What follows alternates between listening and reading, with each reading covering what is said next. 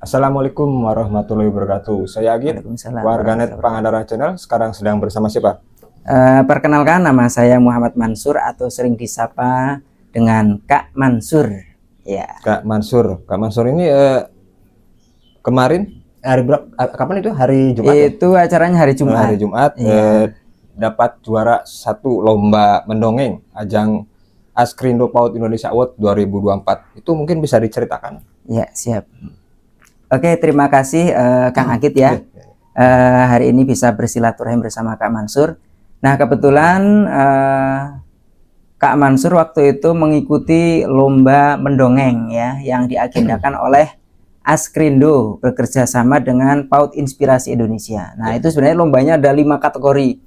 Ada kategori guru heroik, kemudian guru inovatif, guru kreatif, kemudian guru mendongeng, kemudian satu lagi apa ya? Pokoknya ada 5 kategori. Salah satunya adalah mendongeng. Tingkat PAUD semuanya.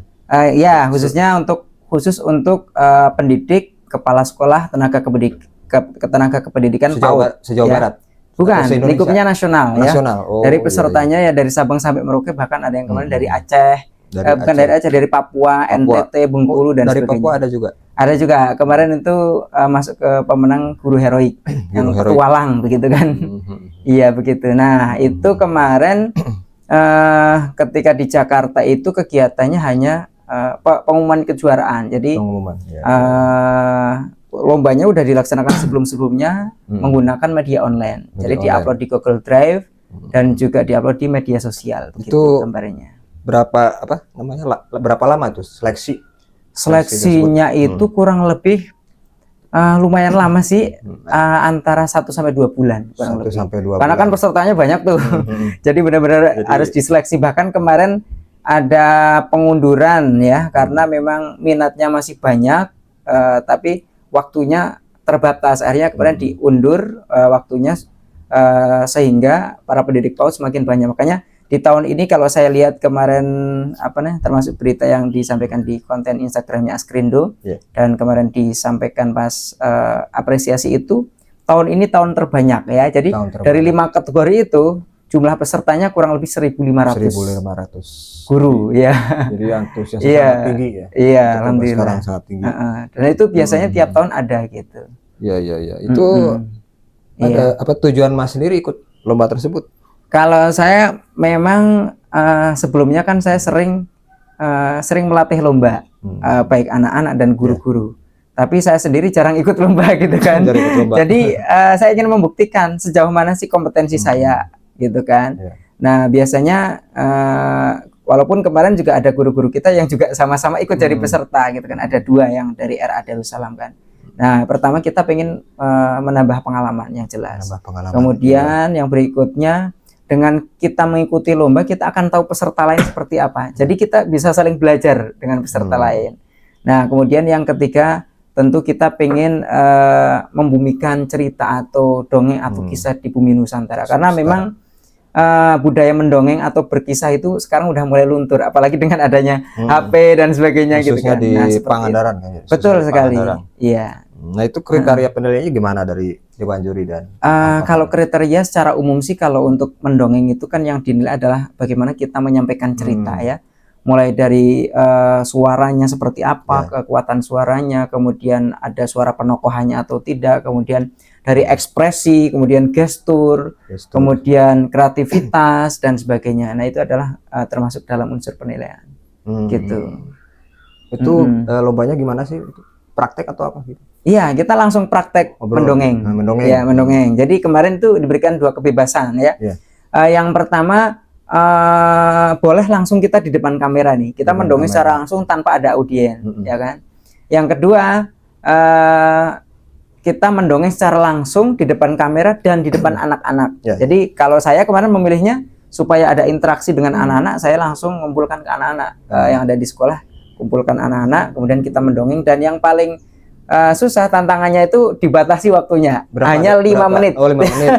Ya kan susah kan kalau yang namanya cerita atau dongeng biasanya kan kita kalau diundang itu kadang sampai 30 menit, kadang 1 jam. Nah, ini kita harus bisa memangkas dari sekian menit itu menjadi 5 menit. Jadi kemarin juga banyak video yang kita potong supaya nanti pas 5 menit gitu. Kalau lebih dari 5 menit mungkin bisa kena dis gitu. Oh, itu aturannya. Iya, berarti kalau harus misalnya 5 menit. masih lebih dari 10 detik atau 30 mungkin masih ditoleransi lah. Tapi kalau Iya, sudah iya. 6 menit ke atas bisa jadi udah nggak masuk ke penilaian. Kalau yang lain itu gimana? Yang lain. Gimana? Kemarin ada juara 2, juara 3. Prakteknya Yang gimana itu kemarin? juara 2 dan juara 3 kemarin beliau pakai mediasi. Iya. Jadi tapi nggak pakai audien waktu itu. Nanti tanpa Cuma ya keren-keren semua, luar biasa pokoknya guru-guru. Iya. Harapannya begini, saya berharap bahwasanya bercerita, berkisah, mendongeng ini menjadi budaya yang harus kita bangkitkan kembali, ya. ya. Terutama untuk guru-guru di sekolah dan juga orang tua di rumah, karena memang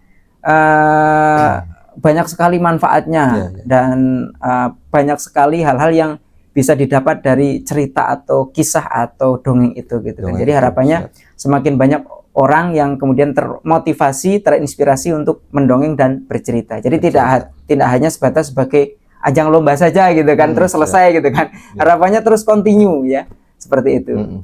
Ya. Ya, untuk ucapan terima kasih yang pertama tentu kepada keluarga besar RA dan DTA Darussalam, lembaga yang kami kelola, atas berkat support dan doanya, termasuk anak-anak kemarin yang sudah ikut berperan dalam kegiatan mendongeng. Ini mudah-mudahan menjadi keberkahan untuk keluarga besar RA dan DTA Darussalam. Kemudian pihak keluarga yang luar biasa mensupport dan mendorong sampai saya bisa sejauh ini. Dan yang paling utama adalah guru-guru saya yang ada di komunitas PPMI, ya. PPMI itu Persaudaraan Pencerita Muslim Indonesia. Itu pusatnya dulu menggagas awalnya Kak Bimo dan kawan-kawan yang ada di Yogyakarta. Jadi di situ saya menggali potensi saya, kemudian kita berlatih dan sebagainya. Nah itu.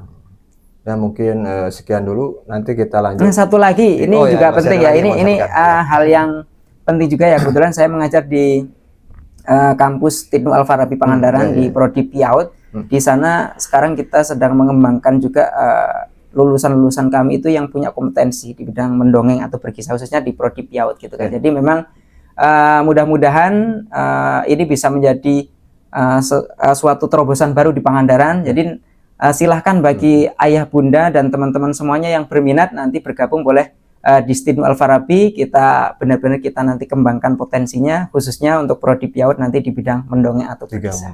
Begitu. Mungkin sekian, nanti kita lanjut di part 2. Ya, Wassalamualaikum warahmatullahi wabarakatuh.